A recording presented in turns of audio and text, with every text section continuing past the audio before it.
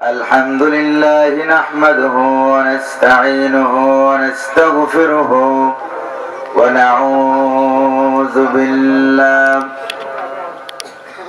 ونعوذ بالله من شرور أنفسنا ومن سيئات أعمالنا من يهد الله فلا مضل له ومن يضلل فلا هادي له ونشهد أن لا إله إلا الله وحده لا شريك له ونشهد أن سيدنا وحبيبنا ومولانا محمدا عبده ورسوله الذي أرسله بالحق بشيرا ونذيرا وداعيا إلى الله بإذنه وسراجا منيرا فقد قال الله تعالى في كلامه المجيد وفرقانه الحميد أعوذ بالله من الشيطان الرجيم بسم الله الرحمن الرحيم إن الله وملائكته يصلون على النبي يا أيها الذين آمنوا صلوا عليه وسلموا تسليما اللهم صل على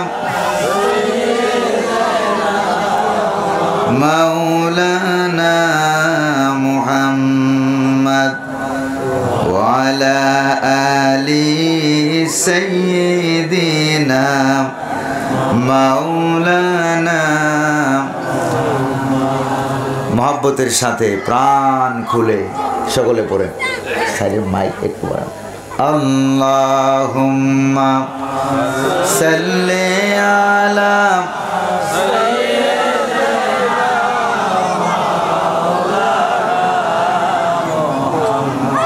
ওয়া আলা আলি সাইয়্যিদিনা مولانا بلغ العلا بكماله كشف الدجى بجماله حسنت جميع خصاله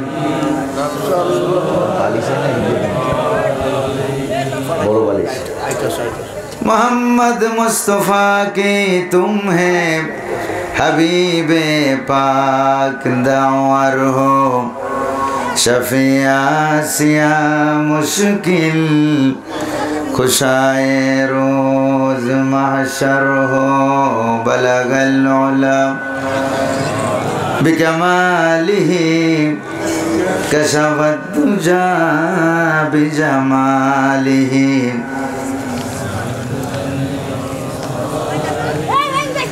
सल्लु अलैहि है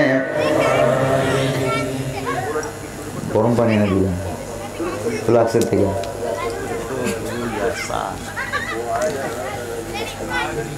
होना ये फूल तो बुलबुल का तरन्नुम भी न हो शब्न दहर में कलियों का तबस्सुम भी न हो बलगल उला बिकमालिही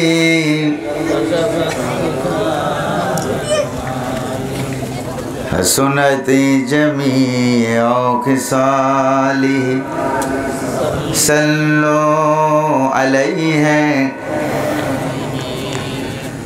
বাংলাদেশের ঐতিহ্যবাহী সুনামধন্য জেলা আপনাদের জেলার নাম কি কুমিল্লা জেলার দাউদকান্দি উপজেলাধীন নাকি পূর্ব উত্তর কাওয়াদি সামাজিক কবরস্থান ও প্রবাসী সমাজ কল্যাণ পরিষদের উদ্যোগে আয়োজিত তাফসীরুল কোরআন মাহফিলের জনাব সভাপতি বিশিষ্ট সমাজসেবক অত্র এলাকার কৃতি সন্তান জনাব আব্দুল কুদ্দুস ব্যাপারী, উনি কি আছেন? আজকের মাহফিলের সম্মানিত প্রধান অতিথি গৌরীপুর ইউনিয়ন বিএনপির সভাপতি, দৌলতপুর ইউনিয়ন বিএনপির সভাপতি, অত্র এলাকার সাবেক চেয়ারম্যান, বিশিষ্ট সমাজসেবক জনাব হেলাল ইসাক সাহেব, আজকের মাহফিলের বিশেষ মেহমান, আমি আসার আগে যিনি বয়ান পেশ করলেন, আপনাদের এলাকার রত্ন গৌরব মুফাসসির কোরআন শাইখুল হাদিস হযরত মাওলানা শাহ জালাল শরীফ সাহেব দামাত বরকাতুহুল আলিয়া। বয়ান পেশ করেছেন হযরত মাওলানা মুফতি শরীফুল ইসলাম সুলতানি, তামির মিল্লাত কামিল মাদ্রাসার সম্মানিত ফকিহ। বয়ান পেশ করেছেন হযরত মাওলানা মুফতি ফয়জুল্লাহ বিন আনসারী, হযরত মাওলানা হাফেজ সালাউদ্দিন, হযরত মাওলানা মোহাম্মদ আরিফ বিল্লাহ সাহেব সহ আমন্ত্রিত মেহমানবৃন্দ, আমার সামনে উপস্থিত কোরআন প্রেমিক ইসলাম প্রিয় ভাইরা, বিশেষ অতিথিবৃন্দ, পর্দার আড়ালের মা এবং বোনেরা, সকলের প্রতি আমার আন্তরিক সালাম। আসসালামু আলাইকুম ওয়া রাহমাতুল্লাহি ওয়া বারাকাতুহু। সালামের জবাব যা দিলেন এতে করে মনে হয় আপনারা কুমিল্লা জেনারেল হাসপাতালে ভর্তি আছেন। সুস্থ না অসুস্থ? মাহফিলে আছেন যে মনে আছে তো? এটা টেস্ট করার জন্য আমি আবারও সালাম দিচ্ছি। আসসালামু আলাইকুম ওয়া রাহমাতুল্লাহ। আজকের মাহফিলে আসতে পেরে খুশি না বেজার? কম না বেশি? যিনি তৌফিক দিলেন তিনি কে? সে আল্লাহ পাকের দরবারে আমরা কায়মানুবাক্যে নত শিরে শুকরিয়া জ্ঞাপন করছি যে মহান মুনিব দয়া করে মেহেরবানি করে আজকের এই পবিত্র রজনীতে আমাদেরকে হাজির হওয়ার, বলার, বসার, শ্রবণ করার তৌফিক দান করলেন। পরিবেশকে সুন্দর করে দিলেন, মনোমুগ্ধকর করে দিলেন। যে আল্লাহ পাক শীতকে কমায় দিলেন, না শীত না গরম, না নাতিশীতোষ্ণ ঠান্ডা না গরম, ঠিক না ভাই? এয়ার কন্ডিশন যিনি করে দিলেন তিনি কে? সে আল্লাহ পাকের দরবার, আল্লাহ পাকের দেওয়া জবান দিয়ে তারই শেখানো ভাষায় আমরা শুকরিয়া জ্ঞাপন করছি। সকলে পড়ছি আলহামদুলিল্লাহ। রব্বানা লাকাল হামদ হামদান কাসীরান তাইয়িবান মুবারাকান ফি। শুকরিয়া আদায় করলাম কার? প্রশংসা করলাম কার? দুরূদ শরীফ পড়লাম কার? দুরূদ শরীফ বলে আল্লাহ কার দেখছেন? দুরূদ শরীফ কে আল্লাহ না মুহাম্মদুর রাসূলুল্লাহ সাল্লাল্লাহু আলাইহি ওয়াসাল্লামের দরবারে আল্লাহ যেন আমাদের দুরূদ সালামকে সোনার মদিনার সবুজ গম্বুজের নিচে পৌঁছায় দিন। আমরা বলি আমিন। আর জোরে বলি না আমিন? প্রিয় ভাইরা আমার, আজকের এই মাহফিলে আমরা মাহফিল কমিটিকে ধন্যবাদ জানাই। তারা সাহসিকতার পরিচয় দিয়ে এই মাহফিলের নাম দিয়েছেন তাফসীরুল কোরআন মাহফিল। জোরে বলেন কিসের মাহফিল? তাফসীরুল কোরআন মাহফিল। নামটা দেখলেই বোঝা যায় যে এখানে কোরআন প্রেমিক কিছু লোক আছে নাকি নাই, ইসলাম প্রিয় কিছু লোক আছে নাকি নাই। বিগত 16 বছর 17 বছর এমন একটা অবস্থা ছিল যে তাফসীরুল কোরআন নাম দেখলেই বন্ধ। জোরে বলেন ঠিক কিনা? কারণ ওরা বুঝতো যে তাফসীরুল কোরআন মাহফিলে এখানে গাজী কালুর গীত হয় না, সেখানে আল্লাহর জমিনে আল্লাহর আইন কায়েমের আন্দোলন হয়। জোরে বলেন ঠিক কিনা? এমনকি তারা আমাদের কুমিল্লা জেলার ভিতরেও, কুমিল্লার ভিতরেও তারা কুমতলব খুঁজেছে, ঠিক না ভাই? তো কুমিল্লা জেলার ভিতরে যারা কুমতলব খুঁজছিল তাদের কুমতলব আল্লাহ পাক গোটা দেশবাসীর সামনে প্রকাশ করে দিলেন। তাদেরকে বাংলাদেশ থেকে জনমের মতো বিতাড়িত করে দিছে, পালাইতে বাধ্য করলেন। জোরে বলেন ঠিক না? আরে জোরে বলেন ঠিক না? প্রিয় ভাইরা আমার, আল্লাহ পাকের কাছে তৌফিক কামনা করে আমরা বিগত 16-17 বছর যা বলতে পারি নাই, আমরা যেখানেই কথা বলতে গিয়েছি সেখানে আমাদেরকে দৌড়ানি খাওয়া লাগছে, ঠিক কিনা বলেন? অনেক মাহফিলে উঠতে দেয় নাই, দৌড়ানি খাওয়া লাগছে। আর যারা আমাদেরকে দৌড়ানি খাওয়াইতো ওরা নিজেরা খাইতো বিরিয়ানি, আমরা খাইতাম দৌড়ানি। এখন আল্লাহ পাক অবস্থা পাল্টিয়ে দিয়েছেন, দাবার কোটি ঘুরে গেছে, বলেন ঠিক কিনা?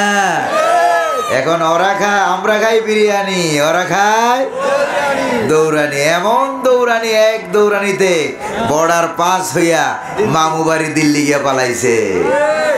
যেটা বলেন ঠিক না ভাই? প্রিয় ভাইরা আমার, তাইলে বোঝা গেল কোরআনের সাথে, ইসলামের সাথে, ওলামায়ে কেরামের সাথে যারা বেয়াদবি করে তারা দৌড়ানি খাওয়া লাগে, তারা দেশে থাকতে পারে না, ঠিক কিনা বলেন? প্রিয় ভাইরা আমার, আল্লাহ যে আমাদের আল্লাহ, এটা কি ডাইরেক্ট না ইনডাইরেক্ট? কোরআন আল্লাহর কিতাব, ডাইরেক্ট না ইনডাইরেক্ট?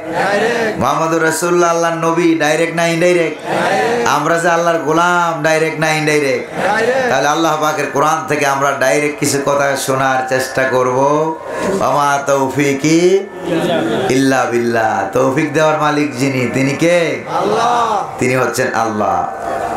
প্রিয় ভাইরা আমার, বিতাড়িত মরদুদ শয়তানের ওয়াসওয়াসা থেকে আল্লাহ পাকের কাছে পানা চেয়ে পরম করুণাময়, অতীব দয়ালু আল্লাহ সুবহানাহু ওয়া তাআলার নামে আমরা শুরু করছি। পড়ুন আমার সাথে, আউযু বিল্লাহি মিনাশ শাইতানির রাজিম, বিসমিল্লাহির রাহমানির রাহিম। কুল্লু মান আলাইহা ফান ويبقى وجه ربك ذو الجلال والإكرام فبأي آلاء ربكما تكذبان صدق الله العظيم। কোরআন কারীমের 55 নম্বর সূরা। সূরা বলেন তো আপনারা সূরাটার নাম কি বুদ্ধি করে? আর জোরে কোন? সূরা আর রহমান, যেটা সব সময় আমরা পড়ি, সব সময় শুনি, যে নামটা আমরা বিসমিল্লাহির রহমানির রহিমের ভিতরে আছে নাকি নাই? এই সূরা আর রহমান আয়াত সংখ্যা 78, রুকুর সংখ্যা 3। নবী করিম সাল্লাল্লাহু আলাইহি সাল্লামের কাছে হিজরতের পর মদিনা শরীফে এটা নাজিল হওয়ার কারণে কোরআনিক সায়েন্স, উলুমুল কোরআন, উসুলুত তাফসীর এর পরিভাষায় এটাকে বলা হয় মাদানী সূরা। জোরে বলেন না, কি সূরা বলা হয়? এটাকে বলা হয় মাদানী সূরা। প্রিয় ভাইরা আমার, এই সূরার 26 এবং 27, 28 নম্বর আয়াত থেকে আমরা তেলাওয়াত করেছি। আল্লাহ পাক বলছেন, এই ধরাদমে পৃথিবীতে যা কিছু আছে সব একদিন ধ্বংস হয়ে যাবে। যদি বলেন ঠিক না? সব ধ্বংস হয়ে যাবে, আকাশ জমিন সব ধ্বংস হয়ে যাবে, শেষ হয়ে যাবে। কিয়ামত অনুষ্ঠিত হবে, শুধুমাত্র মহিয়ান গরিয়ান আল্লাহ সুবহানাহু ওয়া তাআলা তিনিই থাকবেন।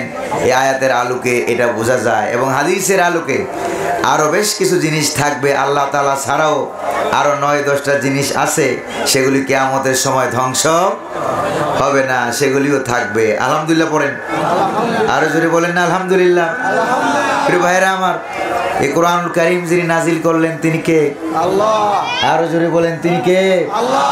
আল্লাহ। এখন তো কোরআন আমাদের কাছে কাগজে আছে, কিন্তু আল্লাহ যখন নাজিল করলেন তখন কি কাগজে না কলবে? জোরে বলেন না, কোথায়? হুজুরের কলব মুবারকে কোরআনটা নাজিল হয়ে গেল। কলব এমন জায়গা নাজিল হলো, চুরি হওয়া যাবে না, চুরি হবে না, ডাকাতি হবে না, চিন্তাই হবে না, আবু জাহেল চুরি করে নেওয়ারও কোনো সুযোগ থাকবে না। তো যেই জায়গা নাজিল হয়েছে, আপনারা বলেন তো আবু জাহেলের মাথা খারাপ হওয়ার কথা কিনা? মাথা খারাপ হওয়ার কথা না। এই কোরআন তো তাওরাতের মতো না, ইনজিলের মতো না, জাবুরের মতো না, যে প্লেটের মধ্যে লেখা নাজিল হলো আর চুরি করে নিয়ে কেউ পালায়ে গেল। কোরআন কি এরকম? এরকম নয়।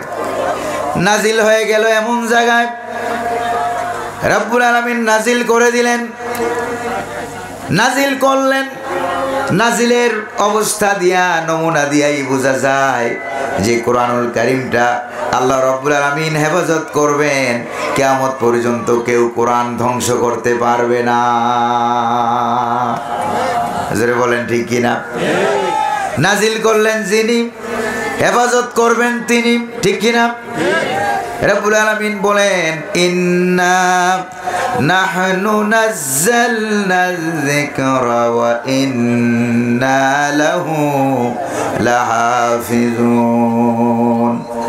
কোরআন নাজিল করেছি আমি, আর এটাকে হেফাজত করার দায়িত্ব আল্লাহ নিজ কুদরতি হাতে নিয়ে নিলেন। সুবহানাল্লাহ বলা যায় না?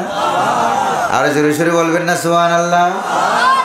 এমন তাহলে আপনারা সুবহানাল্লাহ বলেন, মনে হয় যে আপনাদের এলাকায় সুবহানাল্লাহ বলে গুনাহ হয় নাকি? সওয়াব হয় জোরে কোন? তামলাউ মা বাইনাস সামাই ওয়াল আরদ, আকাশ এবং জমিনের মাঝখানে ফাঁকা জায়গা যদ্দূর, একবার সুবহানাল্লাহ বললে সওয়াব হয় তদ্দূর। আরো আস্তে কোন সুবহানাল্লাহ। কোরআন যখন তেলাওয়াত করতেছিলাম মিশরে আল আজহার বিশ্ববিদ্যালয়ে যখন লেখাপড়া করছিলাম, হঠাৎ করে মাথায় চিন্তা এলো, ছোট বড় কিতাব আল্লাহ পাক নাজিল করলেন 104 খানা, 103টাই বিলীন হয়ে গেছে, বাকি আছে কয়টা?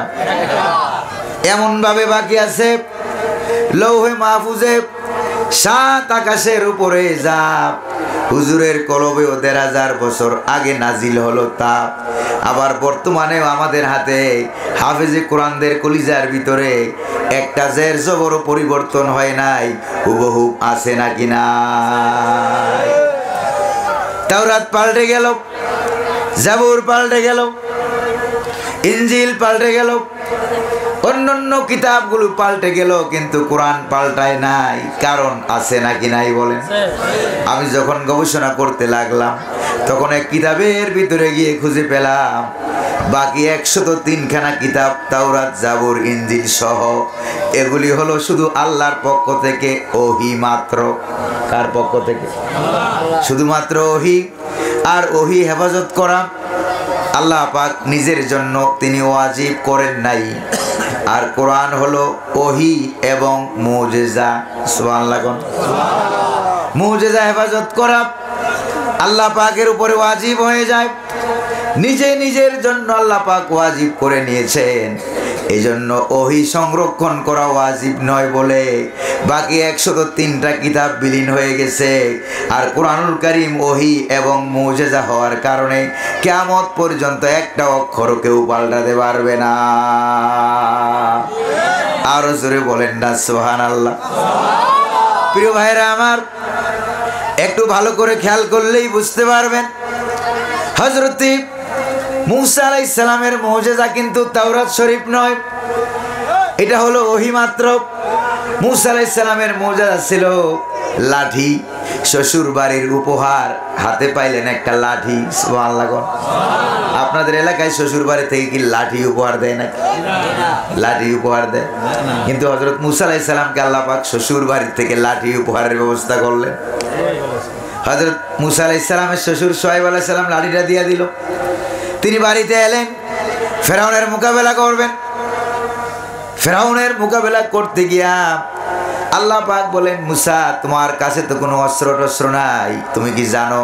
ওয়ামা তিলকা বিয়ামিনিকা ইয়া মূসা, মূসা তোমার ডান হাতে ওটা কি? মূসা আলাইহিস সালাম বলেন, ইয়া আসায়া, এটা আমার লাঠি। আল্লাহ বলেন, মূসা আলকিহা ইয়া মূসা, ছেড়ে দাও লাঠি। হযরত মূসা আলাইহিস সালাম লাঠি ফেলে দিলেন। হিয়া হাইয়াতুন তাসা, বিরাট বড় সাপ হয়ে গেল। সাপ দেখলে নবী হোক, ওলি হোক, চেয়ারম্যান হোক, মেম্বার হোক, প্রধান বক্তা হোক, সভাপতি হোক, সাপ দেখলে ভয় পায় না মানুষে? যেরকম ভয় পায় না? মূসা আলাইহিস সালাম ভয় পেয়ে গেলেন। সাপ দেখে তিনি ভয় পেয়ে গেলেন। রব্বুল আলামিন বললেন, খুযহা ওয়ালা তাখাফ সানুঈদুহা সিরাতাহাল উলা। মুসারে ভয় পাইও না, সাপ ধরো। আমার আপনার পয়গাম্বর নবী মুহাম্মদুর রাসূলুল্লাহ সাল্লাল্লাহু আলাইহি ওয়াসাল্লামের জীবনটা হবে সাহিত্যের যুগ, বিজ্ঞানের যুগ। এজন্য আল্লাহ পাক হুজুরের কাছে এমন কিতাব, এমন মুজিজা নাজিল করে দিলেন, কিয়ামত পর্যন্ত কিতাব চলতেই থাকবে, চলতেই থাকবে, একটা অক্ষরও কেউ পরিবর্তন করতে পারবে না। বরং আমরা দেখতে পাই যারা কিতাবের বিরোধিতা করে, দ্বীন ইসলামের বিরোধিতা যারা করে, তারাও দেখি কোনো না কোনো সময় দৌড়াইয়া আলেমদের কাছে আসে, ইসলামের কাছে আসে। যেরকম ঠিক কিনা?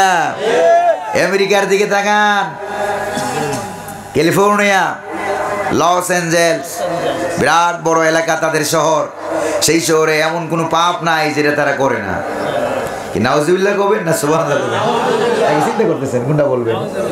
এমন কোনো পাপ নাই যে পাপ তারা তাদের শহরে নাই। হঠাৎ করে আল্লাহ পাকের খোদাই গজবের আগুন লাগাইলো কে? জোরে বলেন নাকি? রব্বুল আলামিন আগুন লাগাইয়া দিলেন, কেউ আগুন নিভাতে পারে না। এখনো কি নিভছে নাকি? এখনো তো আগুনটা নিবে নাই, প্রায় 15 দিনের মতো হয়ে গেছে। প্রিয় ভাইরা আমার, এরপরে তাদের এলাকার ফায়ার সার্ভিস গাড়ি যা ছিল সব ব্যর্থ হয়ে গেছে, বিমান ব্যর্থ, হেলিকপ্টার ব্যর্থ, তাদের সমস্ত বৈজ্ঞানিক আবিষ্কার সব ব্যর্থ হয়ে গেছে। ওই দিন দেখলাম 80,000-এর মতো গাড়ি, ফায়ার সার্ভিস গাড়ি আইসা যে আগুন নিভাইতে যায়, আরো কাছাকাছি গেলে ও নিজেও পড়ে যায়, নিজেও জ্বলে যায়, কিন্তু আগুন নিভাইতে পারে না। কারণ আগুন যার গোলাম তিনি কে? ইব্রাহিম আলাইহিস সালামের একটা পশম জ্বালাইতে পারছে নাকি?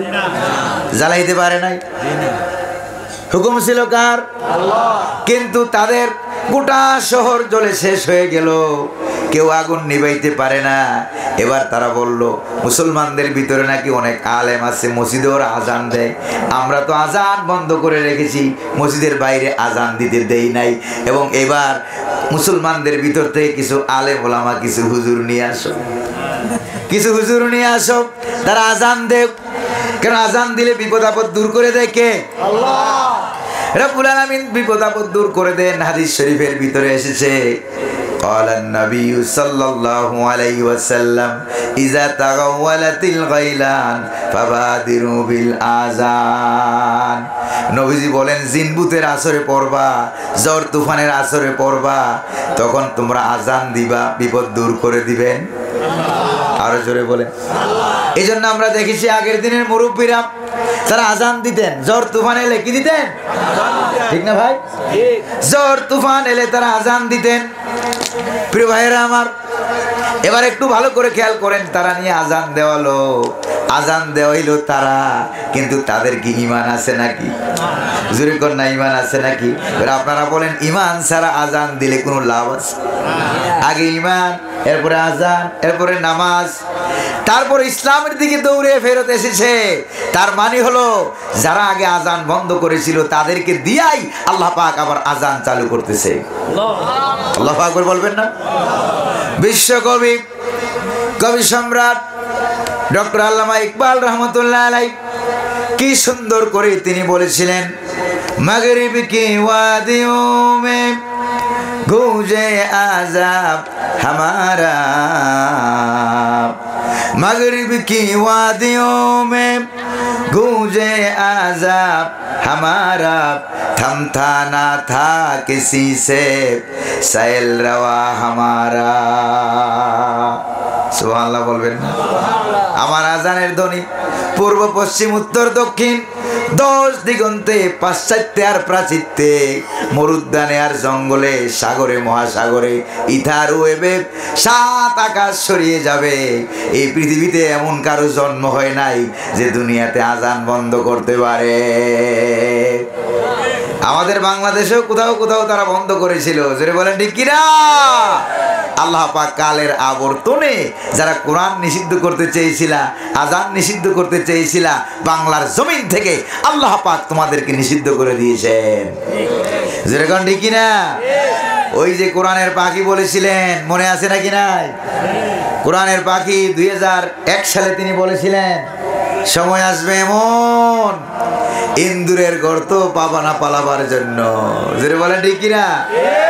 ইন্দুরের গর্ত পাইছি মনে হয়, কারণ আমার দেশের ইন্দুরগুলো এত খারাপ না যে বিরাট বড় গর্ত করিয়া পালাবার জায়গা করে দিবে, যেরকম ঠিক না ভাই? আর ইন্দুর তো এমন এক প্রাণী, আপনারা কি বলেন, ইঁদুর না ইন্দুর?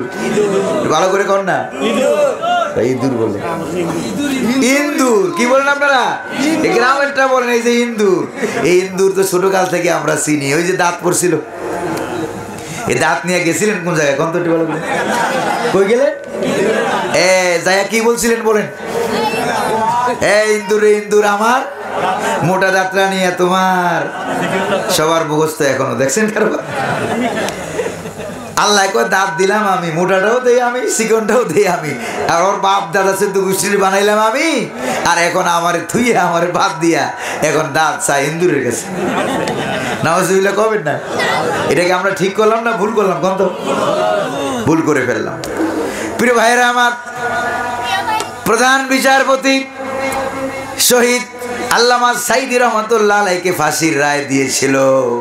ইন্দুরের গর্ত পালাবার জন্য পায় নাই, পিটানের ঠেলায় জঙ্গলে গিয়া কলা পাতায় শুয়ে আছে।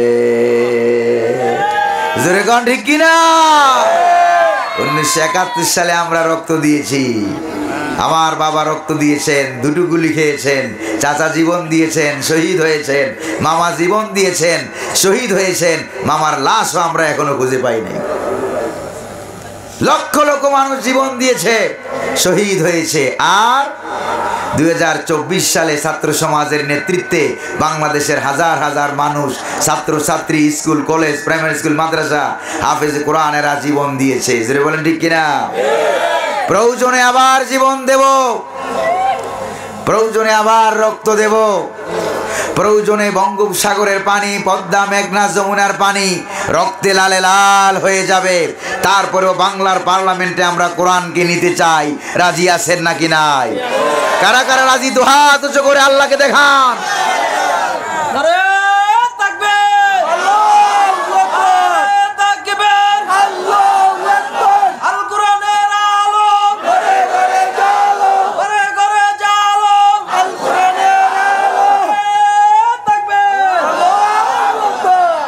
প্রিয় ভাইরা আমার, এই যে জালেমরা যারা দুনিয়া থেকে বিদায় হয়ে যাচ্ছে, পালিয়ে যাচ্ছে, ফেরাউন, নমরুদ, আবু জেহেল, আবু লাহাব, জালেম, এরা কি দুনিয়া থেকে চলে গেছে না যায় নাই? চলে গেছে না যায় নাই? কোরআন আছে নাকি নাই? উলামায়ে কেরাম আছে নাকি নাই? ইসলাম আছে নাকি নাই? সব থাকবে, ইসলাম থাকবে, কোরআন থাকবে, ওরাই দুনিয়া থেকে ধ্বংস হয়ে যাবে। আবার কিয়ামতের সময় সব ধ্বংস হয়ে যাবে। কথাটা কার? আকাশ ধ্বংস হয়ে যাবে, জমিন ধ্বংস হয়ে যাবে, সাত আকাশ ধ্বংস হয়ে যাবে। প্রিয় ভাইরা, বিজ্ঞানীরা তারা আমেরিকা আবিষ্কার করতে পেরেছে, কিন্তু এখনো আকাশ আবিষ্কার করতে পারে নাই। তাদের আবিষ্কার এখনো আকাশ পর্যন্ত গিয়ে পৌঁছে কই যে অনেক দূরে, তো এই জন্য নীলা নীলা ভাব দেখা যায়। নাউজুবিল্লাহ কবেন না? অথচ কোরআনুল কারীমে আল্লাহ পাক আমাদেরকে আকাশের থিওরি দিয়েছেন নাকি দেন নাই? কত কোরআনে কারীম বলছে, ইন্না যায়্যানাস সামাআদ দুনিয়া বিজিনাতিনিল কাওয়াকিব। এই দুনিয়ার আকাশ খানিকে তারকা প্রদীপ দিয়া সাজাইয়া রেখেছি মনের মতো, দেখো তোমরা তাকাইয়া। সুবহানাল্লাহ বলবেন না? এই যে রাতের বেলায় তারকাগুলো দেখা যায়, এগুলি কে সাজাইলেন? আল্লাহ পাক, তিনি এত সুন্দর করে সাজাইয়া দিলেন। এটা হলো প্রথম আকাশ। এরপরে আরো সর্বমোট 7টা আকাশ আছে। যেরকম না কয়টা? অন্য আয়াতে রব্বুল আলামিন বলেন, আল্লাযী খালাকা সাবআ সামাওয়াতিন তিবাকা মা তারা ফি খালকির রাহমানি মিন তাফাউত ফারজি'ল বাসারা হাল তারা মিন ফুতুর। রব্বুল আলামিন বলেন, স্রষ্টা তিনি সপ্ত আকাশ রচিলেন থরে থরে, কোনো ত্রুটি হেরিবে না তার পূর্ণ সৃজন পরে। চাও তুমি তার সৃষ্টি পানে, দেখো কিছু ভুল চুক, ফিরাও তোমার নয়ন খানি, ফিরাও তোমার মুখ। অক্ষমহীন দৃষ্টি তোমার সৃষ্টিতে পাবে ফাঁকি, ফিরাও তোমার নয়ন খানি, ফিরাও তোমার কাঙ্গাল আখি। আকাশ কয়টা? আল্লাহর সৃষ্টির ভিতরে কোনো ভুল ত্রুটি আছে নাকি? জোরে কোন? সৃষ্টির ভিতরে তো কোনো ভুল ত্রুটি নাই। তাফসীরের ভিতরে আছে, একবার এক দরবেশ সাহেব অনেকক্ষণ রাস্তা হাঁটতে হাঁটতে গিয়া বট গাছের নিচে আরাম করার জন্য শুয়ে গেল। শুয়ে শুয়ে চিন্তা করে আর সূরা মুলুক পড়ে যে, আল্লাহ তুমি তো বলছো তোমার সৃষ্টির ভিতরে কোনো ভুল ত্রুটি নাই। আল্লাহ বলছেন আবার তাকাও দেখো কোনো ভুল আছে নাকি। এবার দরবেশ সাহেব শুয়ে চিন্তা করে যে, আল্লাহ তাল গাছ যেরকম ফলটাও এরকম বড় বড়, নারিকেল গাছ যেরকম ফলটাও এরকম, তারপরে বেল গাছ যেরকম ফলটাও এরকম, আম গাছ যেরকম ফলটাও এরকম বড় বড়। আল্লাহ আমার মাথায় একটা চিন্তা এলো, বিরাট বড় একটা বট গাছ কয়েকজনের আজা হবে, এত বড় বিশাল বট গাছ, এই বট গাছের নিচে আমি শুয়ে আছি আর উপরের দিকে তাকাইয়া দেখলাম ফলগুলি হলো একবারে ছোট্ট ছোট্ট ক্যাপসুলের মতো। এটা আমার মাথায় লাগলো। দরবেশ সাহেব চিন্তা করতে লাগলেন, হঠাৎ করে হালকা একটা বাতাস এলো, বটের গাছের ডালা একটার সাথে আরেকটায় বাড়ি লেগে অনেক উপর থেকে ছোট্ট একটা বটের গুটা নিচের দিকে পড়ে টস করে দরবেশ সাহেবের নাকের ডগায় পড়ে গেছে। এবার দরবেশ সাহেব শোয়া থেকে উঠে কান ধরে সেজদা করে বলে যে, আল্লাহ আমার চিন্তা অনুযায়ী এত বড় বট গাছটা যেরকম বড়, যদি ডুলের সাইজের ফল হতো, তালের সাইজের, নারিকেলের সাইজের ফল হতো, আমার নাকে পড়েছে, নাক তো ভালো, নাকও যেত, মাথাও যেত, জীবনও যেত, আমও যাইতো, সালাও যেরকম, ঠিক কিনা? ও আল্লাহ তোমার সৃষ্টি জগতের ভিতরে কোনো ভুল নাই, এই জন্য শুকরিয়া আদায় করতে হবে কার? করেন আলহামদুলিল্লাহি রাব্বিল আলামিন। এমন একটা সময় আসবে আকাশ ধ্বংস হয়ে যাবে, জমিন ধ্বংস হয়ে যাবে, চাঁদ এবং সূরজকে আল্লাহ পাক একত্রিত করে ফেলবেন। কোরআনে কারীমে রব্বুল আলামিন বলেন, ফাইজা বারিকাল বাসারু ওয়া খাসাফাল কামারু ওয়া জুমিআশ শামসু ওয়াল কামার। চাঁদ এবং সূর্যকে আল্লাহ পাক একত্রিত করে ফেলবেন। এরপরে মানুষের চোখগুলো নিষ্প্রভ হয়ে যাবে, আলোহীন হয়ে যাবে। তারকারা যে আলো হারিয়ে ফেলবে, চাঁদ সূর্য আরো আলো হারিয়ে ফেলবে, তারপরে একাকার হয়ে যাবে, সবগুলো একটার সাথে আরেকটার সাথে ধাক্কা লেগে সব ভেঙে চুরমার হয়ে যাবে। সুবহানাল্লাহ পড়ে। পাহাড়গুলো ধুলাবালির মতো উড়ে যাবে। ওয়াতাকুনুল জিবালু কালইহনিল মানফুস, পাহাড়গুলো বিক্ষিপ্ত ধূলিকণার মতো উড়ে যাবে। আকাশ একটার পর একটা কিতাবের পৃষ্ঠার মতো একটার পর একটা ভেঙ্গে ভেঙ্গে চুরমার হয়ে পড়তে থাকবে। আল্লাহু আকবার বলে। ইযাস সামাউ ফাতারাত ওয়া ইযাল কাওয়াকিবু তাসারাত ওয়া ইযাল বিহারু সুজ্জিরাত। আল্লাহু আকবার বলে। আকাশ ভেঙে যাবে, বিদীর্ণ হয়ে যাবে, ফেটে যাবে। এরপরে কবরগুলো বিদীর্ণ হয়ে মানুষগুলি উত্থিত হবে। ওয়াইদাল বিহারু সুজ্জিরাত, আর সাগরের পানিগুলির ভিতরে আল্লাহ পাক আগুন ধরিয়ে দিবেন। সুবহানাল্লাহ। সাগরের পানিতে আবার আগুন লাগে নাকি? আমরা জানি পানি দিয়ে আগুন নিভানো হয়, ঠিক কিনা বলেন? বিজ্ঞানীরা যখন এই আয়াত পড়ার পর তারা বলে যে কোরআন তো বিজ্ঞানের সাথে মিলে না। কারণ বিজ্ঞানীরা আগের যুগে বলতেন পানি হলো একটা মৌলিক পদার্থ। যদি বলেন কি পদার্থ? পানি হলো একটা মৌলিক পদার্থ, এটা কখনো জ্বলতে পারে না, এটা কখনো ধ্বংস হইতে পারে না, এটা কখনো জ্বলবে না, আগুন লাগবে না। তারা মনে মনে ভাবতে লাগলো যে কোরআন হলো বিজ্ঞান বিরোধী একটা জিনিস। যেরকম নাউজুবিল্লাহ। কিন্তু বিজ্ঞানের আবিষ্কার হতে হতে যখন তারা পানি নিয়ে গবেষণা করতে করতে তারা আবিষ্কার করলো ওয়াটারের সূত্র কি? বিজ্ঞানের ছাত্র তোমরা এখানে আসো কিনা? ওয়াটার মানে হলো H2O হলো ওয়াটার, ঠিক কিনা? অর্থাৎ হাইড্রোজেন আর অক্সিজেন মিলে ওয়াটার হয়। সাগরের পানিতে আগুন লাগবে কেমনে? ভালো করে খেয়াল করেন। হাইড্রোজেন, হাইড্রোজেনের কাজ হলো এটা নিজে নিজে জ্বলে, আর অক্সিজেনের কাজ হলো এটা আগুনকে, হাইড্রোজেনকে জ্বলতে সাহায্য করে। জোরে বলেন ঠিক কিনা? আজকে গিয়ে আপনার বাড়িতে একটা মোমের বাতিতে আগুন লাগাবেন, লাগাই একটা গ্লাস দিয়ে আপনি ঢাকনা দেবেন, আগুন থাকবে না নিভে যাবে? কারণটা কি? কেন নিভবে? ভালো করে বুঝেন। নিভে যাবে কেন? আপনি কি আগুন নিভাইছিলেন?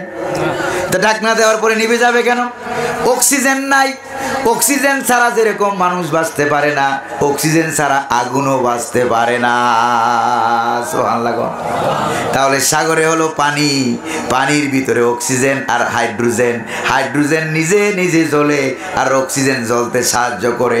এবার বিজ্ঞানীদের মাথা হেট হয়ে গেছে, এবার বিজ্ঞানীরা বুঝতে পেরেছে কিয়ামতের আগে সাগরে আগুন লাগবে, কোনো সন্দেহ নাই। আল্লাহু আকবার বলেন। সারা দুনিয়া ধ্বংস হয়ে যাবে, আল্লাহ রাব্বুল আলামিন তিনিই থাকবেন। আর এরপরে ধ্বংস হয়ে যাওয়ার পর প্রথম তো হযরত ইসরাফিল আলাইহিস সালাম সিংহায় ফুৎকার দিবেন। প্রথমবার ফুৎকার দেওয়ার সঙ্গে সঙ্গে কি হবে দেখেন, আকাশ জমিন পাহাড় পর্বত ভেঙে শেষ হয়ে যাবে। যারা ছিল দুনিয়াতে জীবজন্তু জানোয়ার সব মারা যাবে। এরপরে রব্বুল আলামিন 40 বছর অতিবাহিত হবে। কত বছর? 40 বছর অতিবাহিত হয়ে যাবে। রব্বুল আলামিন দুনিয়াকে ডাক দিয়ে বলবেন, ইয়া দুনিয়া আইনা আসজারু, ও দুনিয়া তোমার গাছগুলি কোথায়, জঙ্গলগুলি কোথায়, আইনা আনহারু নদী নালাগুলি কোথায়, সাগর মহাসাগরগুলি কোথায়, আইনাল জিবাল পাহাড় পর্বতগুলি কোথায়, আইনাল মুলুক আইনাল জাব্বারুন, ও দুনিয়া তোমার উপরে যারা আমার বিরুদ্ধে রাষ্ট্র যারা পরিচালনা করত, আলেম উলামাদেরকে ধরে ধরে জেলখানায় ঢুকাইতো, ইসলামী আন্দোলন করার অপরাধে ফাঁসির কাস্টে যারা ঝুলাইয়া দিত, ওই সমস্ত ফেরাউন নমরুদ আর বাংলার জমিনের লেডিস ফেরাউনরা কোথায়? জোরে বলেন ঠিক কিনা? ওর আজকে কোথায়? দুনিয়াকে এভাবে ডাক দেওয়ার পর স্বৈরাচাররা কোথায়, ডিক্টেটররা কোথায়? এইভাবে দুনিয়াকে ডাক দেওয়ার পর রব্বুল আলামিন বলবেন, আইনাল জাব্বারুন, স্বৈরাচারীরা কোথায়, যারা আমার বিরুদ্ধে আইন তৈরি করত, বিরাট বড় বড় হরমমালা বানাত, বিরাট বড় বড় বিল্ডিং বানাত, আত্ম অহংকারে টিকতে পারতো না, ইসলাম ওয়ালাদেরকে গালি দিত, আর মুসলমান দেখলে দাড়ি টুপি দেখলেই বলতো মৌলবাদ আর মৌলবাদ। জোরে বলেন ঠিক কিনা? তারা এগুলি বলতো, এগুলি কোথায়? দুনিয়াকে এভাবে ডাক দেওয়ার পর এরপরে রব্বুল আলামিন বলবেন, লিমানিল মুলকুল ইয়াউম লিল্লাহিল ওয়াহিদিল কাহ্হার। আল্লাহ পাক বলবেন, আজকের রাজত্ব কার? জোরে বলেন না, আজকের রাজত্ব কার? আজকের রাজত্ব আল্লাহ পাকের। আল্লাহ পাক ছাড়া আর কারো কোনো ক্ষমতা থাকবে না। এই দুনিয়ার অল্প কয়েকদিনের ক্ষমতা পাইয়া, ক্ষমতার শেয়ার পাইয়া যারা আল্লাহর ক্ষমতাকে ভুলে যায়, আল্লাহ পাক যুগে যুগে তাদেরকে হয় নমরুদের মতো, না হয় ফেরাউনের মতো, না হয় আবু জাহেলের মতো, না হয় হারুন, না হয় হামানের মতো, না হয় এই আতাতুর কামাল পাশার মতো, জামাল আব্দুল নাসেরের মতো, তাদেরকে আল্লাহ পাক দুনিয়া থেকে বিদায় করে দেন। জোরে কোন ঠিক কিনা? আরো জোরে বলেন ঠিক কিনা? প্রিয় ভাইরা আমার, কিয়ামতের সময় সব ধ্বংস হয়ে যাবে। এরপরে রব্বুল আলামিন থাকবেন, আর কিছু কিছু জিনিস আছে, আরো 10টা জিনিস আছে, এগুলি ধ্বংস হবে না। জোরে কর না, কয়টা? এগুলি শুনতে রাজি আছেন নাকি নাই? রাজি আছেন নাকি নাই? প্রিয় ভাইরা আমার, এর মধ্যে 1 নম্বরে হলো, 1 নম্বরে কি জানেন? 1 নম্বরে হলো রূহ। যেই রূহ সম্পর্কে কোনো তথ্য বিজ্ঞানীরা আমাদেরকে এখনো দিতে পারে নাই। জোরে বলেন না, পারছে নাকি? বিজ্ঞান কোনো তথ্য আমাদেরকে দিতে পারে নাই। আবার রূহকে তারা অস্বীকারও করতে পারে না। কারণ কি? কারণ হলে মানুষেরা বলবে একটা জিন্দা মানুষ আর একটা মরা মানুষ। এবার যদি ডাক্তারদেরকে জিজ্ঞেস করা, ডাক্তাররা বলো এই মরা মানুষ আর জিন্দা মানুষের পার্থক্য কি? এটা কেন পচে ফুলে শেষ হয়ে যাচ্ছে, আর এটা কেন কথা কয়, হাঁটা চলা করে, খাবার খায়, কেন পচে না? দুইটার মধ্যে পার্থক্যটা কি বলো? এটা বলার কোনো উত্তর তাদের থাকবে না। এই জন্য তারা রূহকে অস্বীকারও করতে পারে না। রূহটা গোলাম কার? রূহ সৃষ্টিকার। এই জন্য একবার আমেরিকার মিউনিক ইউনিভার্সিটির কিছু মেডিকেল সায়েন্টিস্ট, কিছু বড় বড় বিজ্ঞানী পারবে রুহু ধরতে? রুহুটা আমরা ধরবো। একটা মুমূর্ষ রুগী, একটু বড়ি রুগীটা মারা যাবে, তাকে এনে কাচের বক্সের ভিতরে ঢুকানো হলো। ঢুকাবার আগে তারা মাপ দিল, মাপ দিয়ে দেখলো, জাস্ট ফর এক্সাম্পল, মাপ দিয়ে দেখলো 80 কেজি। যেরকম কত কেজি? 80 কেজি ওজনের একটা দেহ। তারপরে এটাকে তারা কাচের বক্সের ভিতরে ঢুকালো। কিছুক্ষণ পর লোকটা মারা গেল। মারা যাওয়ার পর তারা আবার মাপ দিল, মাপ দিয়ে দেখে এবার হয়ে গেছে 75 কেজি। কত কেজি কমে গেছে? 5 কেজি কমে গেছে। এবার তারা বলল, ও বুঝছি, মুসলমানরা, আলিম ওলামারা, ইসলাম ওয়ালারা যেটাকে রুহু বলে, এটা 5 কেজি ওজনের একটা বাতাস। কয় কেজি ওজনের? এটা 5 কেজি ওজনের একটা বাতাস। এরপরে আরেকজন বিজ্ঞানী এসে বলছে, না, বিজ্ঞানের থিওরিকে মজবুত করার জন্য একবার টেস্ট করলেও এনা বারবার টেস্ট করতে হয়, আবার টেস্ট করো। আরেকটা মানুষ নিয়ে আসা হলো, মুমূর্ষ রোগী, কিছুক্ষণ পর লোকটা মারা যাবে। তারপরে তাকে মাপ দেওয়া হলো 70 কেজি। এরপরে তাকে কাচের বক্সের ভিতরে ঢুকানো হলো। কিছুক্ষণ পর লোকটা মারা গেছে। মারা যাওয়ার পর আবার তাকে মাপ দেওয়া হলো, মাপ দিয়ে দেখা হলো এবার হইলো 75 কেজি। কত কেজি? বাড়লো না কমলো? আগেরটা বার কমে গেছে, এটা বেড়ে গেছে। এবার তারা বলতেছে, এটা নিয়ে গবেষণা করে কোনো মাথা নষ্ট করে কোনো লাভ নাই।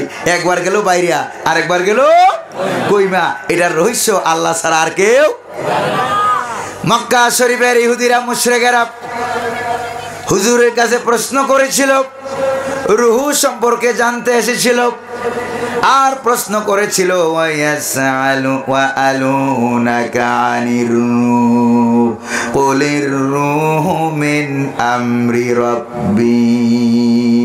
সুবহানাল্লাহ বলবেন না? এসে প্রশ্ন করলো, জানতে চাইল, যদি আপনি সত্য নবী হন তাহলে আপনি উত্তর দিবেন। 3টা প্রশ্ন করেছিল, তার ভিতরে একটা প্রশ্ন ছিল রূহ সম্পর্কে। আপনি বলেন রূহ কাকে বলে, রূহটা কি জিনিস? আল্লাহ পাক বলেন, নবী, ওই ইহুদিদের জবাব আপনি দিয়ে দেন। রূহটা হলো আল্লাহ রাব্বুল আমিনের আদেশের তৈরি একটা বস্তু। জোরে কোন সুবহানাল্লাহ। কেমন আদেশ? আল্লাহ যখন আদেশ করেন, কেমন আদেশ করেন? কুরআনুল কারীমের সূরা ইয়াসিনের একবারে শেষ প্রান্তে রব্বুল আলামিন বলে দিয়েছেন, ইন্নামা আমরুহু ইযা আরাদা শাইআন আইয়াকুলা লাহু কুন ফায়াকুন। নিশ্চয়ই আল্লাহ রাব্বুল আলামিন যখন কোনো কিছু সৃষ্টি করার ইচ্ছা করেন, এরাদা করেন, তখন তিনি বলেন হও, আর বলার সঙ্গে সঙ্গেই এটা হয়ে যায়। তাহলে আল্লাহ পাক রূহটা হলো আল্লাহর কুন ফায়াকুনের একটা সৃষ্টি। যেরকম সুবহানাল্লাহ। প্রিয় ভাইরা আমার হাতে যে কিতাবটা আপনারা দেখতেছেন কিনা? কিতাবটা আপনারা দেখতেছেন, এই কিতাবটা আল আজহার বিশ্ববিদ্যালয়ের পাঠ্য একটা কিতাব, আকীদার একটা কিতাব। কিতাবে উল্লেখ করা হয়েছে রূহ কাকে বলে, কারণ কোনো বিজ্ঞান রূহের ডেফিনেশন দিতে পারে নাই, কোন মেডিকেল সায়েন্টিস্টরা পারে নাই, বিজ্ঞানীরাও পারে নাই। রূহ সম্পর্কে কোনো তথ্য দিতে পারে নাই, আটকাইতেও পারে নাই, ধরতেও পারে নাই। কোরআন আমাদেরকে রূহ সম্পর্কে তথ্য দিয়েছে, আর উলামায়ে কেরাম সংজ্ঞাটাও দিয়ে দিয়েছে। যেরকম সুবহানাল্লাহ। এবার উলামায়ে কেরাম বলেন, শোনো, রূহ কাকে বলে? রূহ হলো জিসমুন লতীফুন, এমন সূক্ষ্ম একটা জিনিস, ইয়াসতাবিকু মাল বাদান, শরীরের সঙ্গে, বডির সঙ্গে এটা মিশে থাকে। কামা ইয়াস্তাবিকুল মাউ ফিল ওয়ারাক, যেরকম ভাবে সবুজ পাতার সাথে ভিতরে পানি মিশে থাকে। যেরকম সুবহানাল্লাহ। প্রিয় ভাইরা আমার, স্বপ্ন দেখছেন কারা কারা? একটু হাত তোলেন, রূহটা একটু বুঝাইয়া দেই। জীবনে স্বপ্ন দেখছেন কারা কারা? তারা একটু হাত তোলেন। আপনি জীবনে স্বপ্ন দেখেন না? স্বপ্ন দেখেন না জীবনেও? কারা কারা স্বপ্ন দেখছেন একটু হাত তোলেন। এবার হাত নামান। প্রিয় ভাইরা আমার, এবার আমার কথার একটা একটা করে উত্তর দিবেন। রাজি আছেন কিনা? আমার দেশে তো ওরা ক্ষমতায় ছিল, ওরা দিনেও স্বপ্ন দেখে, রাতেও ক্ষমতা পাইয়াই স্বপ্ন দেখে 21 সাল পেরিয়ে গেল। এরপরে স্বপ্ন দেখলে 41। যেরকম কত সাল? স্বপ্ন দেখলে 41 সাল। 41 সাল আসার আগেই 24 সালের শেষের দিকে আইসা ওই যাদেরকে পোলাও কুরমা বিরিয়ানি খাওয়াইয়া নিজের আত্মীয় যাদেরকে সেনাবাহিনীর প্রধান বানাইছিল, ওরা এসে বলতেছে, আপা বাংলার ছাত্র সমাজ আবাবিল পাখিরা যেভাবে এগিয়ে আসতেছে, আপনি স্বপ্ন দেখছিলেন 41 সাল।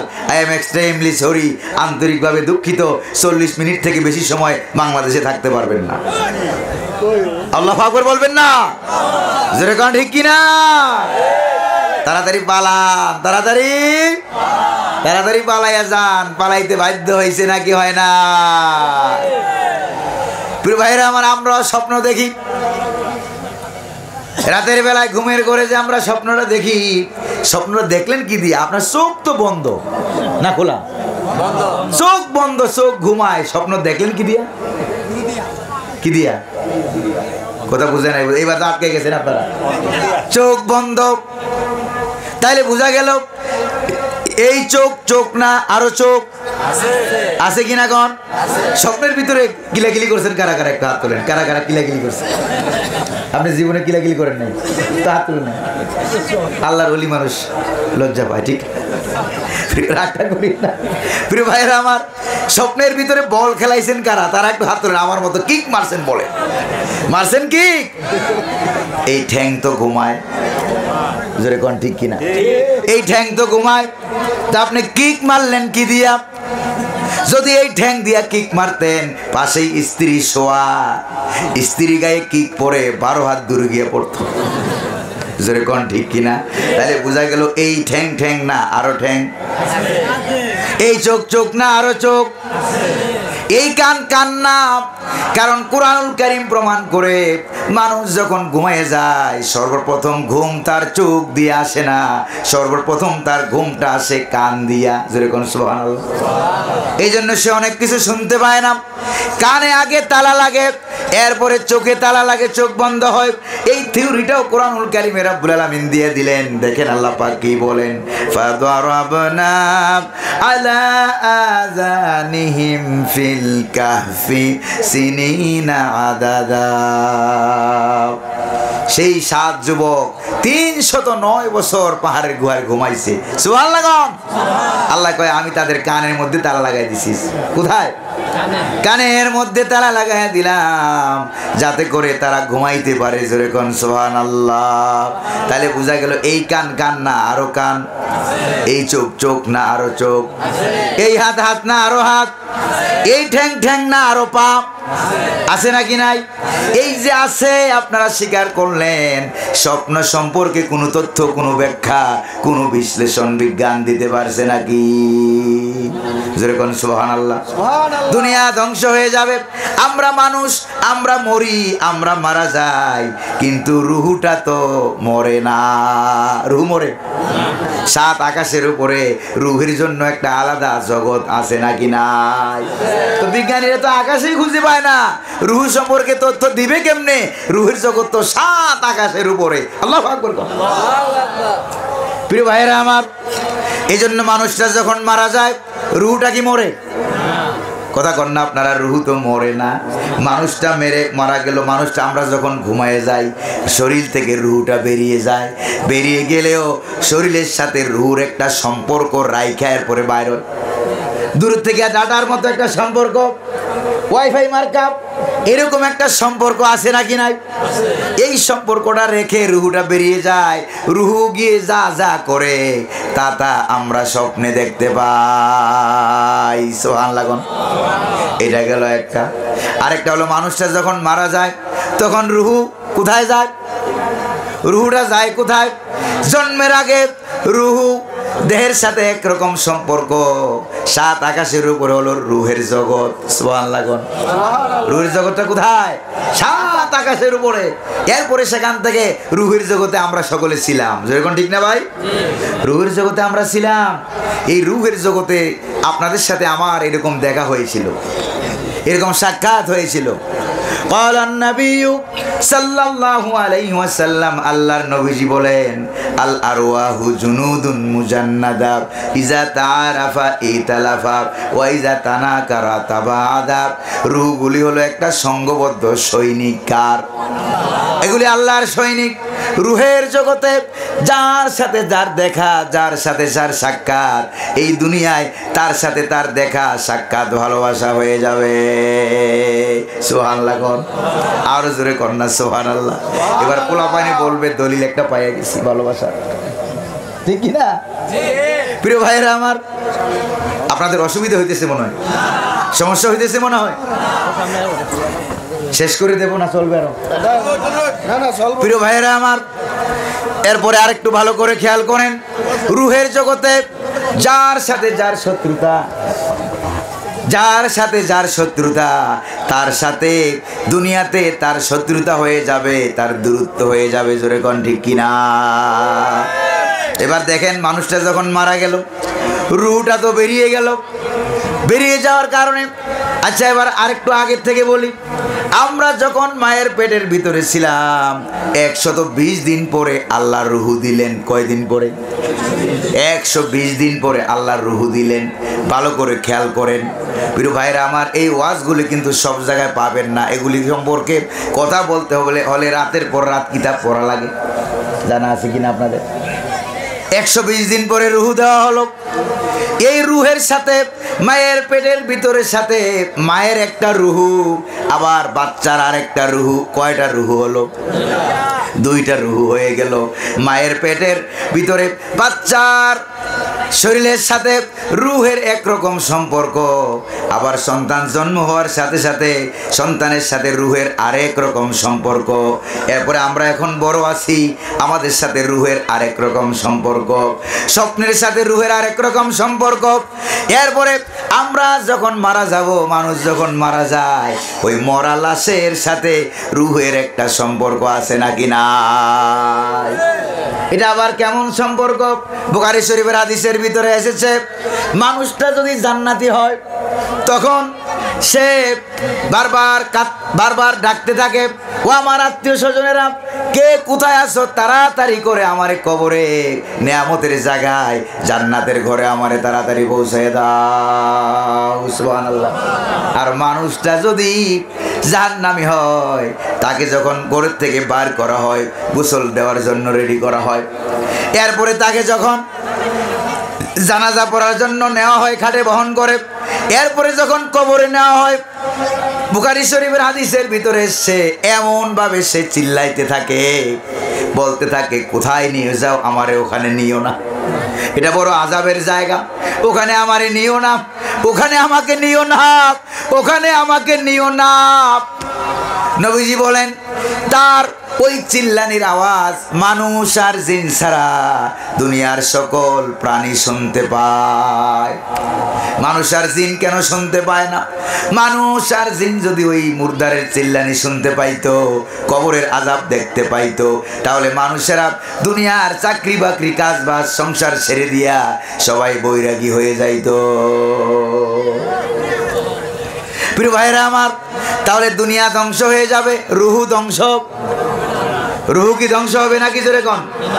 আল্লাহ রাব্বুল আলামিন বললেন, কুল্লু মান আলাইহা ফান ওয়া ইয়াবকা ওয়াজহু রাব্বিকা যুল জালালি ওয়াল ইকরাম।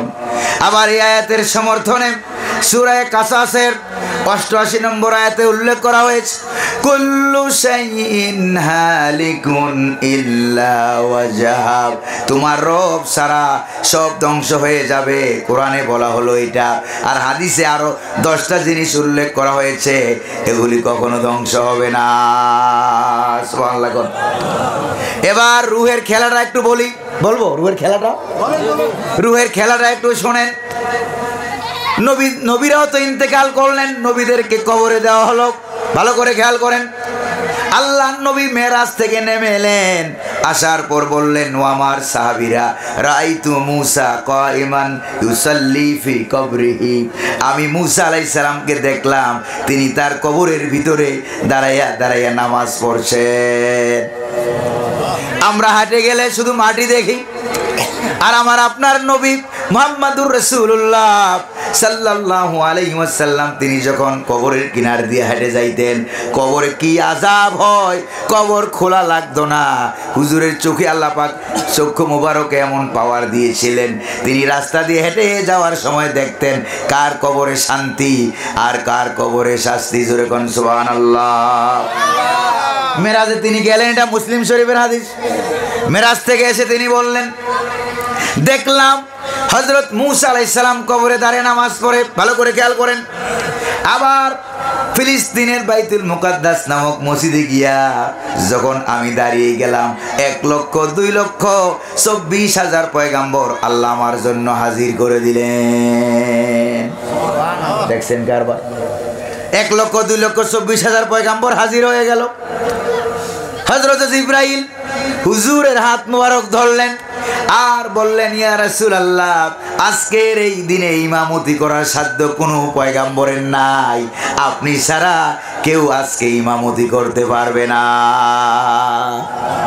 হুজুর ইমামতি করলেন। ওখানেও মূসা আলাইহিস সালাম হাজির ছিল নাকি ছিল না? ছিল কিনা জোরে কোন। আবার আকাশে চলে গেলেন, 7 আকাশ ফাড়ি দিলেন। 6 নম্বর আকাশে যখন গেলেন, যাইয়া দেখে হযরত মূসা আলাইহিস সালাম ওখানে দাঁড়িয়ে আছেন। জোরে কন্যা সুবহানাল্লাহ। এবার আপনি যদি মূসা আলাইহিস সালামের কবরটা খুলেন, তাহলে দেখবেন তাকে যেরকম দাফন করা হয়েছিল ওই রকমই রয়ে গেছে। জোরে কন্যা সুবহানাল্লাহ। কালার নবী সাল্লাল্লাহু আলাইহি ওয়াসাল্লাম, আল্লাহর নবীজি বলেন, ওয়া হারামাল্লাহু আলাল আরদি আন তাকুলা আসাদাল আম্বিয়া, আল্লাহ পাক হারাম করে দিয়েছেন ও কবরের মাটি, সব খাইতে পারবা, নবীদের দেহ আর শহীদদের দেহ মুবারক গুলিরে খাইতে পারবা না। আল্লাহু আকবার বলেন। তাহলে খুললে দেখবেন সেখানে মূসা আলাইহিস সালাম শুয়ে আছে। আবার হুজুর দেখলেন দাঁড়িয়ে নামাজ পড়ে। আবার আরেকটা জিনিস, বাইতুল মুকাদ্দাসে হুজুরের পিছনে মূসা আলাইহিস সালাম নামাজ পড়ে। 6 নম্বর আকাশে কম করে হলেও হযরতে মূসা আলাইহিস সালামের সাথে হুজুরের কথা হয়েছিল কমপক্ষে 5 বার। জোরে বলেন না কয়বার? 5 বার। আর জোরে বলেন কয়বার? 5 বার কথা হলো। এবার আপনারা বলেন মূসা আলাইহিস সালাম কয়জন? একজন। দেখলেন কয় জায়গায়? একই সেকেন্ডে। এবার আপনারা মনে মনে ভাবতে পারেন মূসা আলাইহিস সালাম তো ইন্তেকাল করেছে, এই জন্য বুঝু দেখা গেছে। এবার আমি আপনাদেরকে প্রশ্ন করব, ঈসা আলাইহিস সালাম কি মারা গেছে? জোরে কর না, তিনি কি মারা গেছে না? দ্বিতীয় আকাশে আছে নাকি নাই? নবীজির পিছনে নামাজ পড়ছে না পড়ে নাই? হাজির হয়ে গেল। 2 নম্বর আকাশে গিয়ে দেখে হযরত ঈসা আলাইহিস সালাম দাঁড়িয়ে আছে। আল্লাহর নবী হযরত জিবরাইলকে জিজ্ঞেস করলেন, ভাই জিবরাইল ওইটা কে? আল্লাহ এবার হযরত জিবরাইল বললেন, ইয়া রাসূলুল্লাহ সালাম প্রদান করেন, এটা হলো আপনার আগের নবী হযরত ঈসা আলাইহিস সালাম। আল্লাহু আকবার। দেখছেন খেলা? ঈসা আলাইহিস সালাম এখানে, আবার আকাশে মূসা আলাইহিস সালাম কবরে, আবার মসজিদে আকসায়, আবার কোথায়? 6ষ্ঠ আকাশে। আবার মেরাজ শরীফ থেকে নেমে এলে আল্লাহর নবী বললেন, বেলাল, আমি যখন জান্নাতের ভিতরে হাঁটতেছিলাম, সুবহানাল্লাহ, জান্নাতের ভিতরে হাঁটতেছিলাম, তখন আমি দেখলাম আমার সাথে তুমিও জান্নাতে হাঁটতেছো, খালি পায়ে না, জুতা পায়ে দিয়া তুমি হাঁটতেছো। ওয়া সামিআতু কুরআতানা আলাইকা ফিল জান্নাহ ইয়া বেলাল। ও বেলাল, আমি তোমার 2 পায়ের জুতার আওয়াজ আমি শুনতে পেয়েছি। বেলাল, কেমনে তুমি জান্নাতে গেলা? কি আমল তুমি করো? অথচ হযরতে বেলাল তখনও মারা যায় নাই। আল্লাহু আকবার বলেন। এই খেলা কার? রূহের জগতের খেলা। বুঝার মতো যোগ্যতা কোন বিজ্ঞানীর যেরকম না আছে নাকি? হযরতে বেলাল বললেন, ইয়া রাসূলুল্লাহ, ইয়া হাবিবাল্লাহ, কি আমল আমি করি? আমি 2টা আমল করি। জোরে বলেন না কয়টা? একটা আমল করি। এই আমলটা কি জানেন? সে আমলটা হলো ওযু যখন ছুটে যায় আবার নতুন করে আমি ওযু করি, আর ওযুর হেফাজতের জন্য 2 রাকাত তাহিয়াতুল ওযু নামাজ আদায় করি। নবীজি এটা শোনার পরে বললেন, ফাবিহাজা বালাগা মা বালাগা। ও বেলাল, এই কারণেই আল্লাহ তোমারে উচ্চ আসনে পৌঁছাইয়া দিয়েছেন।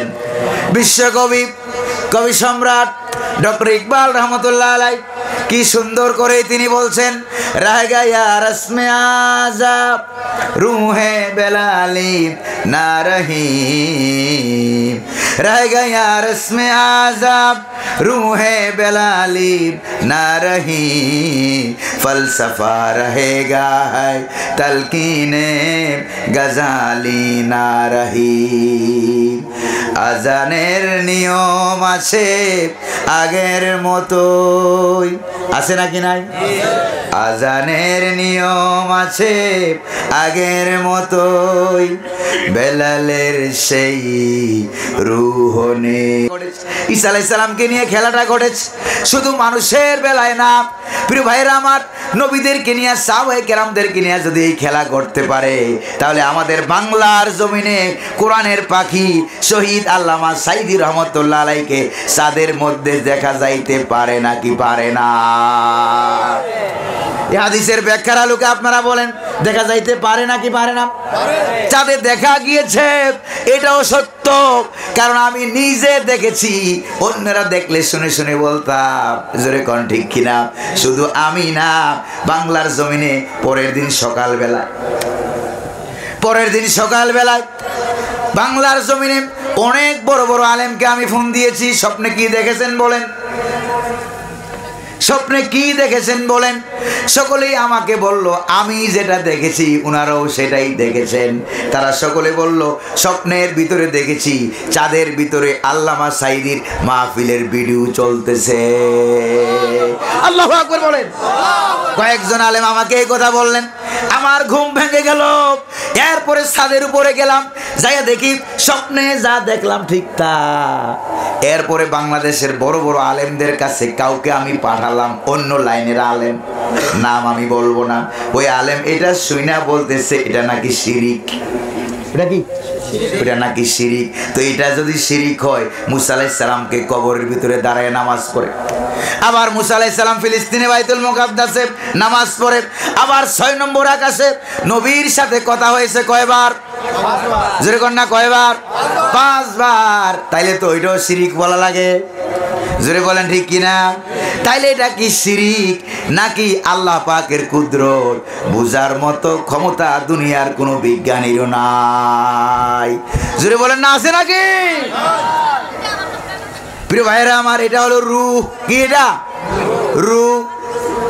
মানুষ মারা গেল, মারা যাওয়ার পর এই রুহটা তো মারা যায় না, রুহটা রয়ে গেল। এই ওয়াজ যখন আমি করতেছিলাম গত বছর টাঙ্গাইলে, রাতের বাজে প্রায় 1:30, রাত 1:30 বাজে মানুষ মাহফিলে বাড়তেছে। অনেক মানুষ আমি দেখেছি, এত ঠান্ডা শীত ছিল, এই আলোচনা বয়ান শোনার জন্য তারা আল্লাহর রহমত, আমার কোনো কেরামতি নাই, সমস্ত রহমতের মালিককে আল্লাহ। দেখলাম সেখান থেকে কম্বল গায়ে দিয়া দিয়া অনেক মানুষ এসে মাহফিলে বসে গেছে। প্রিয় ভাইয়েরা আমার, তখন আমি বলতে আরম্ভ করলাম, পাশে ছিল এক মুরব্বী আমারে প্রশ্ন করলো, হুজুর আপনার ওয়াজের কথা শুনে আমার ভিতরে একটা প্রশ্ন জেগেছে, বলবো কিনা? আমি বললাম মুরব্বী বলেন।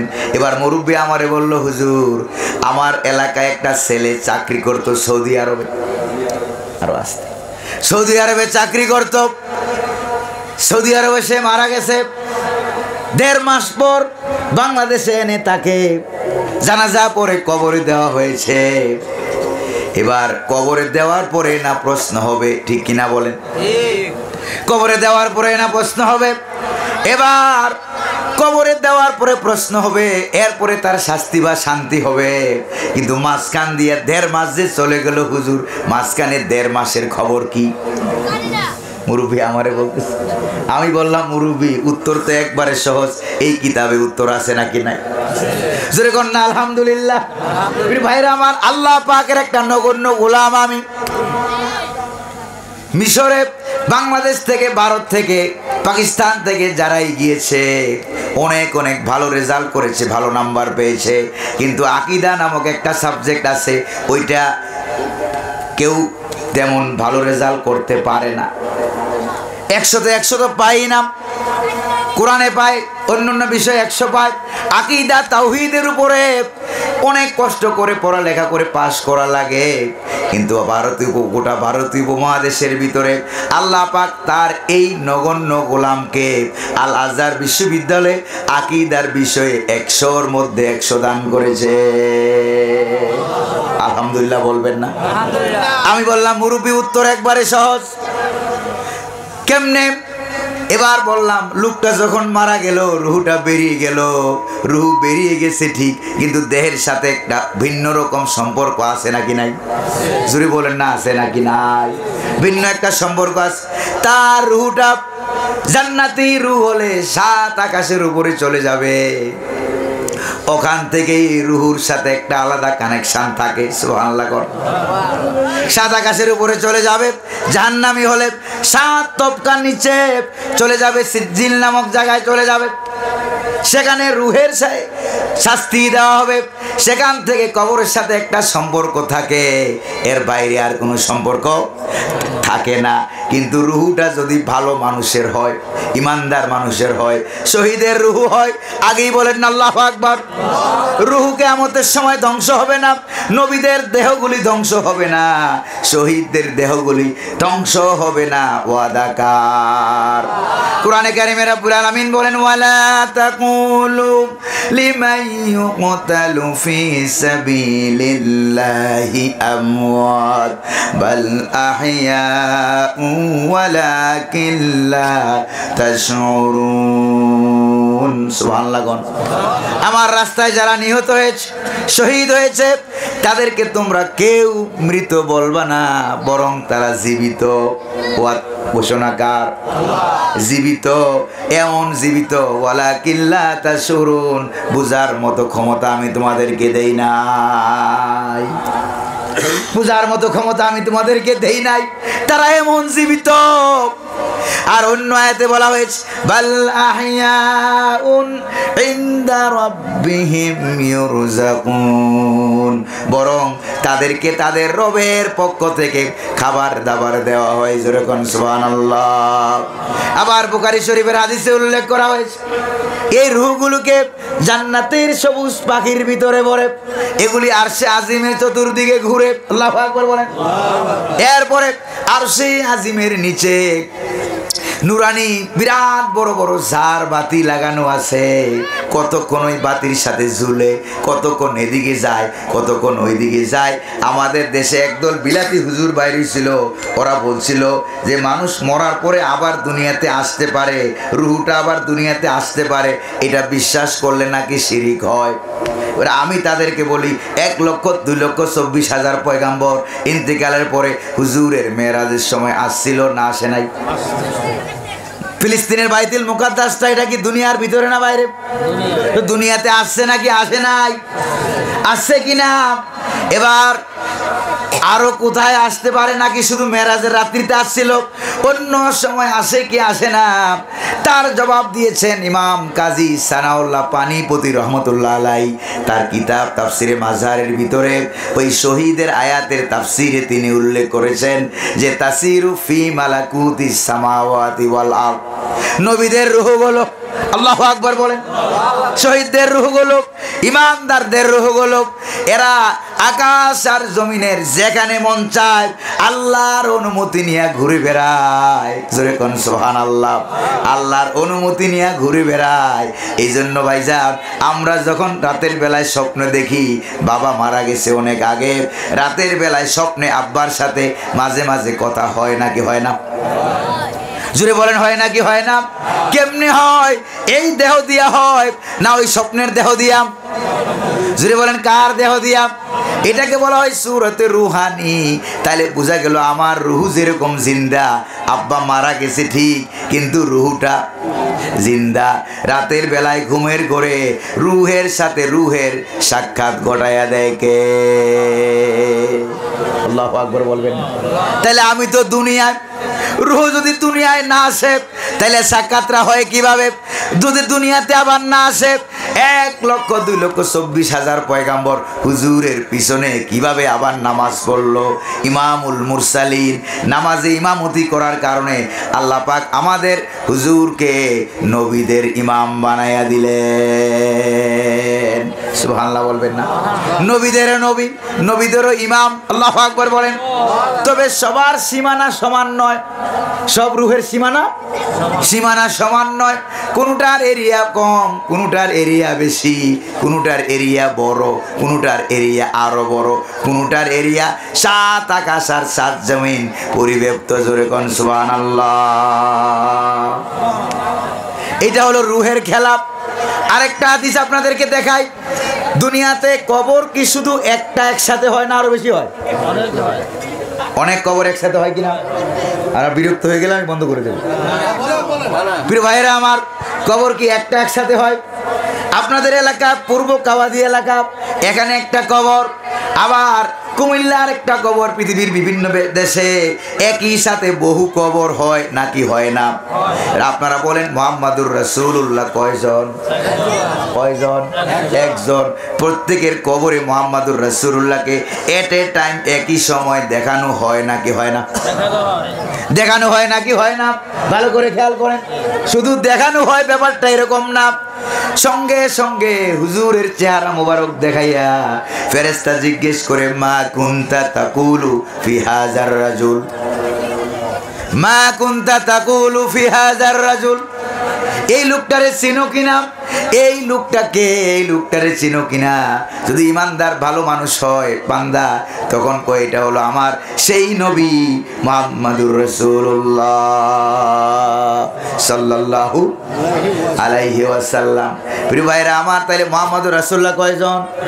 তিনি তো শুয়ে আছে দুনিয়ার দেহ মুবারক নিয়া, শুয়ে আছে মদিনায়, কিন্তু আরেকটা দেহ নিয়া দাঁড়াইয়া দাঁড়াইয়া নামাজ পড়ে। আবার আরেক ধরনের দেহ নিয়া, ভালো করে খেয়াল করেন, আরেক রকমের দেহ নিয়া প্রত্যেক কবরে কবরে মুহাম্মাদুর রাসূলুল্লাহ আছে নাকি নাই? তাহলে মুহাম্মাদুর রাসূলুল্লাহ একজন, দেখাই তো হাজার হাজার লক্ষ কবরে একসাথে হইতে পারে নাকি পারে না? এটা কেমনে দেখানো হয়? খেলাটা কার? যদি বলেন না, খেলাটা কার?